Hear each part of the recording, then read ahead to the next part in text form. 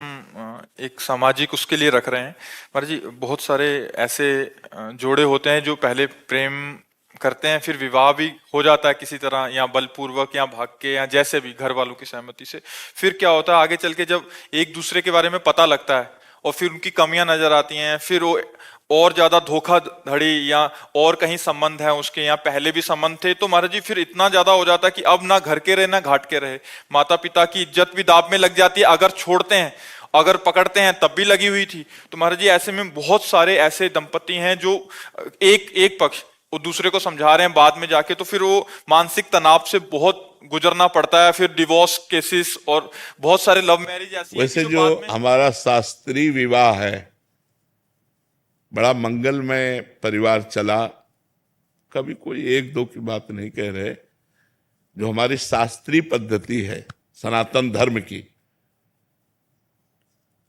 10 बार लड़का और लड़के के परिवार का परिचय लिया जाता था जाके। गुप्त रूप से भी लोग जाते थे, आसपास व्यवहार में बैठे, भैया राम राम, ये पड़ोसी कैसे हैं आपके, तो वो सब पता लगाते थे। लड़की लड़के को तब देखती थी जब मंडप पे बैठा होता था, और लड़का लड़की को तब देखता था जब घर में पहुंच जाती थी। लेकिन आजीवन दोनों निर्वाह करते थे, खूब बढ़िया संतान, खूब परिवार। लव मैरिज करते हो, डिवोर्स की बात करते हो। लव मैरिज किसे कहते हैं? प्यार। अगर एक बार तुम्हें प्यार करके स्वीकार किया तो आजीवन तुम्हारा निर्वाह करे, फिर किसी और की तरफ ना देखे। नहीं, गांव में डिवोर्स, अरे शाम तक पति पत्नी में अगर दिन सुबह लड़ाई हुई तो शाम तक फिर खा पी के बिल्कुल। डिवोर्स शब्द कहा है सर। एक दो बातें अगर एक दूसरे के प्रतिकूल हो गई तो शाम तक फिर एक हो गए, उसमें कभी ऐसा नहीं। घर परिवार में या बहुत मायके 2-4 दिन हो गई बस पिया। मायके की धौंस देती है, चली जाऊंगी मैं, जाती नहीं है शाम को फिर। नहीं, बड़ा प्यार में जीवन हमने तो देखा है। गृहस्थी में हम किसान के घर पैदा हुए तो गांव का हमने जो माहौल देखा है, बड़ा प्यार भरा जीवन था यार, बड़ा प्यार भरा जीवन।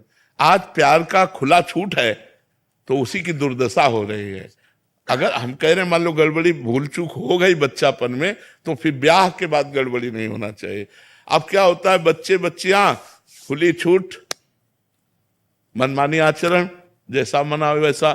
तो ब्याह में बंधन में बंधने के बाद भी खुली छूट, वो उधर वो उधर उधर, तो सब गृहस्थी। थोड़ी सी प्रतिकूलता मिलने पे फिर उसी की याद आएगी, फिर वहीं जाएंगे। हाँ, वो सब बड़ी मर्जी प्रश्न आते रहते हैं बहुत सारे इसके। हाँ, अब ये ऐसी समस्या है कि बिना धर्म का आश्रय लिए इस समस्या का समाधान नहीं हो सकता। हमारे शास्त्र जो भरे पड़े हैं, देखो कितना प्यार भरा जी। अरे भाई, अपने पति की आराधना करके भगवान को 6-6 महीने के बालक बना दिए अनसुईया जी ने। जब परीक्षा लेने गए ब्रह्मा विष्णु महेश, तो 6-6 महीने का बालक बना दिए अनसुईया जी ने। जल लिया हाथ में, कहा मन वचन कर्म से अपने पति को भगवान मानती हूं, तो मेरे पातिव्रत धर्म से प्रभावित होकर तुम तीनों भगवान 6-6 महीना हो गए। वो हमारा भारत देश है जहां अपने पति के बल से भगवान को 6-6 महीने के बालक बना दिए। यहाँ boyfriend girlfriend live in relation, ये भाई। लेकिन आप खुद देख लो कि आप लोगों के चरित्रों का परिणाम क्या हो रहा है, कि लव मैरिज करने के बाद, माता पिता परिवार का त्याग करने के बाद तुम्हारे पास जो लड़की आई है उसके साथ तुम कैसा व्यवहार कर रहे हो, या जो अपने परिवार से द्रोह करके लड़का तुम्हें जो समर्पित हुआ उसके साथ कैसा व्यवहार हो रहा है। दोनों का अगर प्रेम विवाह हुआ है तो हमें लगता है आजीवन क्यों नहीं होना चाहिए, क्योंकि पसंद से हुआ है। लेकिन वो प्रेम विवाह प्रेम के लिए नहीं हुआ था, वो काम के लिए हुआ था। जब काम की पूर्ति में बाधा पड़ी तो इधर उधर फिसलने लगते हैं, फिर पूरा परिवार नष्ट हो जाता है। तो हमें लगता है हमें धर्म से चलना चाहिए। कुमार जी, पहले क्या करना चाहिए कि अब अगर कुछ नहीं ऐसा हुआ तब क्या जिम्मेदारी है, या हो गया है प्रेम विवाह फिर क्या जिम्मेदारी है? एक देखो, एक बात बताएं, जब कैंसर हो जाता है ना, तो चाहे जितने कीमो लगवाओ और चाहे जितना बड़ा ऑपरेशन करो, वो 1-2 साल में धोखा फिर दे ही देता है। नहीं दे देता है। ये कैंसर की तरह बीमारी है काम। 1-2 साल बाद जब आपको उसकी याद आएगी तो आपको मन यही कहेगा कि इसमें सुख नहीं है जो उसमें सुख था। अब आपका धीरे से मन नंबर लगाने का करेगा। फिर वो बिगड़ता चला जाएगा। चंचल मन संभालना बड़ा कठिन है बिना अध्यात्म के।